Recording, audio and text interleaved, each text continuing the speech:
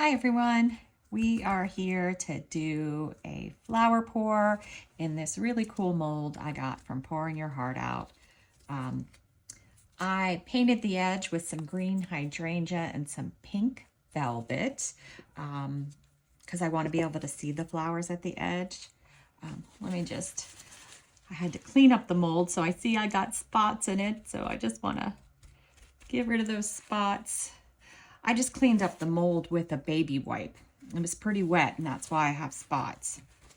So I painted it, shook it out, to get any loose mica powder off. And then I just went in and cleaned up off the bottom of the mold some things. All right, so I've mixed up J. Diction glossy resin. I mixed up a little more than I need because I actually have two projects that I'm working on. The resin is at 33 degrees Celsius. I'm going to go ahead and pour a thin layer on the bottom of the mold. I want to let it do some of the work and move to the edge on its own. I'm also going to pour about 1 ounce of the white. Maybe just a tad more in the mold.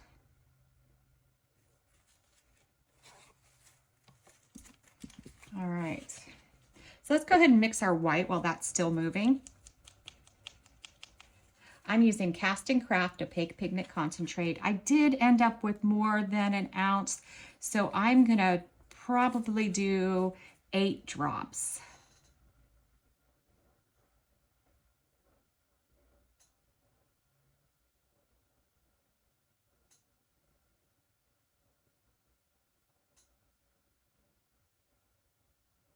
Now I may go ahead and put another couple drops in. I do want it to be pretty white, but it's a very thin line between too white and too heavy. I do like this J. Diction glossy resin because it is a little bit thicker viscosity. I find it does blooms better than some resins because it's just a tad thicker. To stir this a little better, let's look at it. I think I'm gonna do 3 more drops.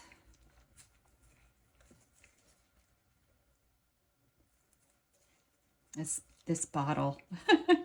I need to just go ahead and break it so that I don't have to struggle to get it out, but then I'll have to learn what the new amount is because you sort of learn with how much comes out of the bottle, how much to put in. All right, let's see what we got going now. That might be a little better. Making sure I mix it really well. All right, so today I'm using Ranger inks. I've got Cosmopolitan, Wild Plum, and Meadow. I'm gonna start out with the Wild Plum in the center.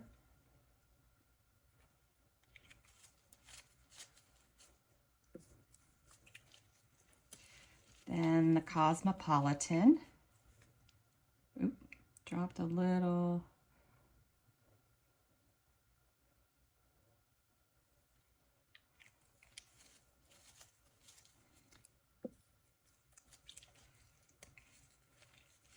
Now I'm going to do the plum again. Oops, I got 2 drops with that.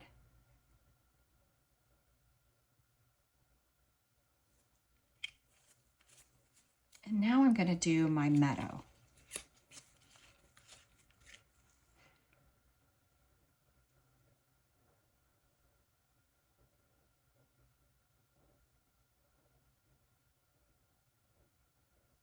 You can see the alcohol inks kind of struggling to spread because the resin is so thick. All right, I was debating whether I should put a Cosmopolitan drop in the center, but I'm not going to. I'm going to leave it like this. All right, so now we have our cup and our piping bag. We're going to go ahead and put that in there.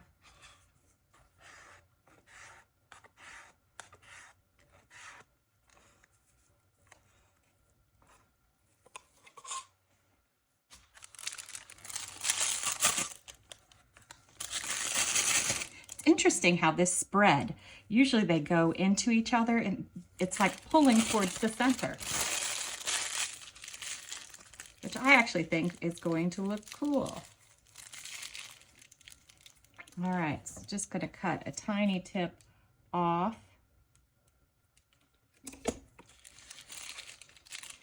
And then I am going to do my thing where I sort of draw the bloom.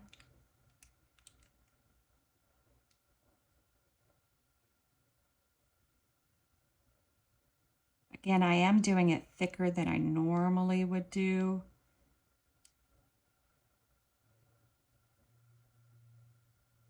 Got a little bit of the light in my eyes over here.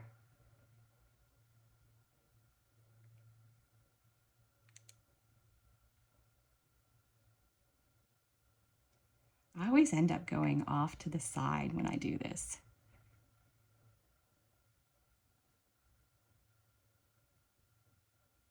One side always has a little bit less.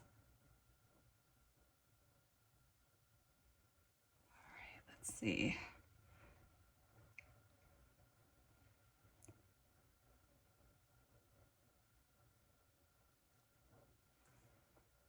All right.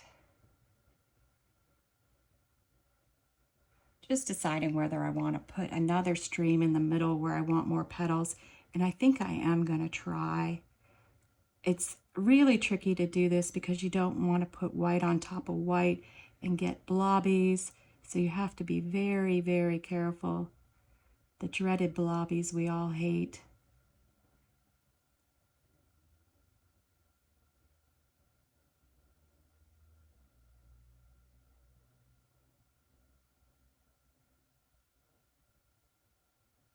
All right.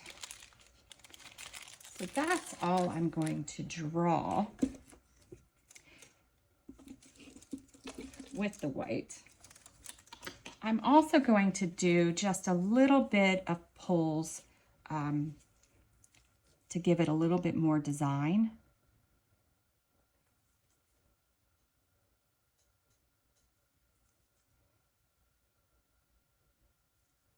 Sometimes this works really well, and sometimes what I drew would probably have just been better.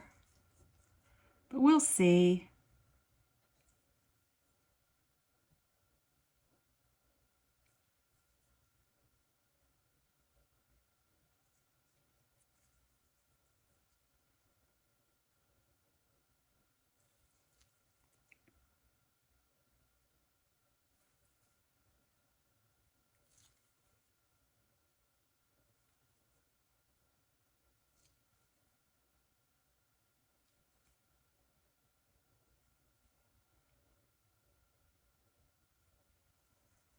All right.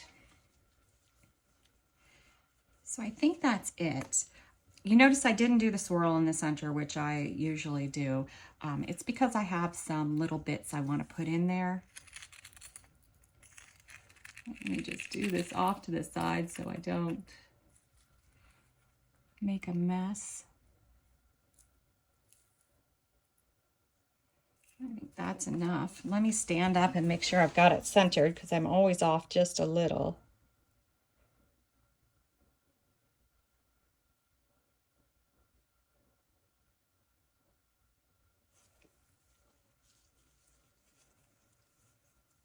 All right. I think that's it, and we'll come back when it's time to do the next layer because I am planning on doing something. I don't know what yet, but the mold is so deep that I do want to maybe do a crackle layer and then a backing. We'll see. We'll see what I end up doing.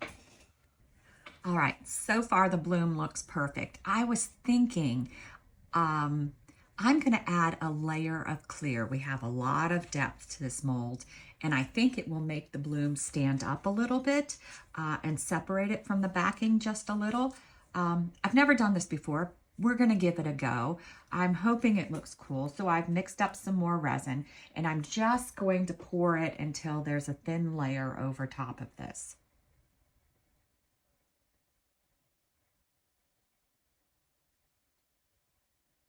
I just mixed my resin, so there are some bubbles in it. So I am going to need to hit it with my alcohol spray. Maybe not that, because I don't want it to mess with the mica powder. Maybe I'll do a heat gun or my torch.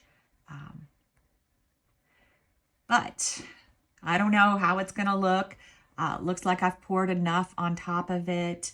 I was debating how much to do, but with the sides being colored, I don't think I want to do too much clear because they won't stand out as much. But that's all I'm going to do for now. We'll come back when we back it. If I do something cool, or if I just do one color, I probably will back it on my own. All right, I'll see you later. All right, we are back to back this, and stay with me because I'm doing something crazy, or my colors are crazy. I sort of want it to be dark, but a little white and green around the edge. I used eye candy Shiro white in my first cup, and I mixed it really good so I don't even get any lumps. I should say I did 8 ounces of resin. I divided it up as if they were 5 cups, because this cup has double the amount in.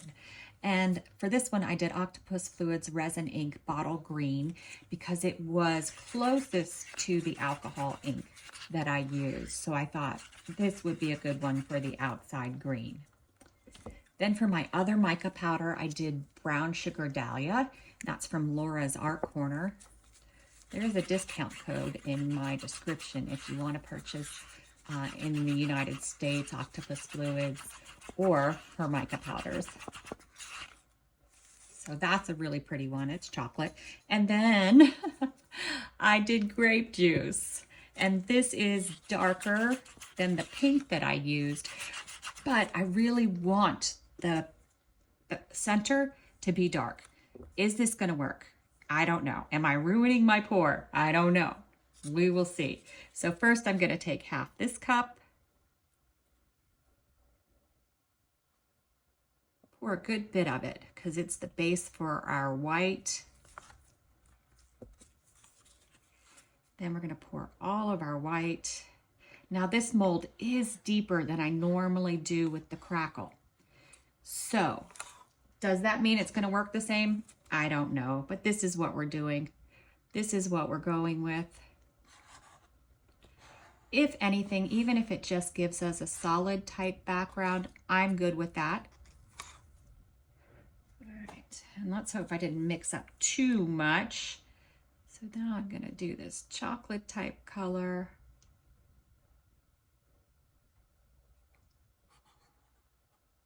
And I'm just pouring it all in because again, I am trying to have a dark background.